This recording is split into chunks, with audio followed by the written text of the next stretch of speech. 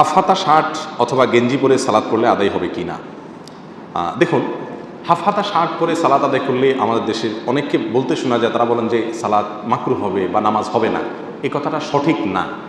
আসলে আমরা এর আগে কোনো একটা আলোচনা বোধহয় বলেছিলাম বা কোনো একটা প্রশ্ন উত্তরে বলেছিলাম, জামার হাতা অথবা নিচের কোনো অংশ ভাঁজ করে নামাজ পড়া নিষেধ, কিন্তু জামাটাই যদি বানানোই হয় হাফ, ওটা তার ভাঁজ করা না, তাহলে সেটা নিষিদ্ধের আওতায় পড়বে না।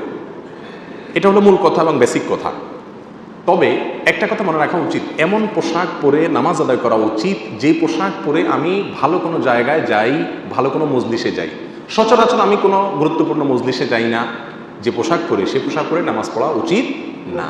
আল্লাহ সুবহানাহু ওয়া তাআলা বলেছেন, খুযু যিনাতাকুম ইনদা কুল্লি মসজিদ আই ইনদা কুল্লি সালাহ। প্রত্যেক নামাজের সময় তোমরা সুন্দর কাপড় চোপড় পরো, ভালো কাপড় চোপড় পরো, যথাসম্ভব নিজেকে সাজাও।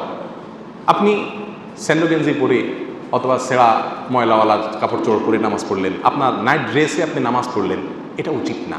এখন হাফ হাতা আর ফুল হাতা কথা নয়, যে পোশাক পরে আপনি সম্ভ্রান্ত কোনো জায়গায় যান না সে পোশাক পরে সালাত আদায় পড়া উচিত না, কিন্তু যদি কেউ করে নামাজ আদায় হয়ে যাবে। তবে হাফ হাতা শার্ট ব্যবহার করলে নামাজ হবে না অথবা মাকরুহ হবে এমন কোনো কথা হাদিসে নেই। তবে হ্যাঁ, শুধু স্যান্ডো গেঞ্জি পরে যদি কেউ নামাজ পড়ে, যেমন বাসা বাড়িতে যখন অনেকে একা একা নামাজ পড়েন স্যান্ডো গেঞ্জি পরে নামাজ শুরু করে দেন, ওইটা উচিত না, ওইটা মাকরুহ। কারণ এ কাঁধ ঢাকতে হয়, এ কাঁধ ঢাকার ব্যাপারে হাদিসে বিশেষভাবে নির্দেশ আছে, যার কারণে কাঁধ যদি খোলা থাকে তাহলে মাকরুহ হবে। এই জন্য এটা যেন না হয়। এমন কোনো গেঞ্জি পরে নামাজ পড়তে আসা উচিত না যেটা পরে আপনি ভালো কোনো ব্যক্তির সাথে সাক্ষাৎ করতে যান না, তাহলে আল্লাহর সঙ্গে আপনি কীভাবে সাক্ষাৎ করতে আসবেন, কোরআনে নিষেধ আছে। বিধায় এরকম কোনো কাপড় চোপড় পরে সালাত আদায় করা উচিত না। এটা হলো বেসিক কথা।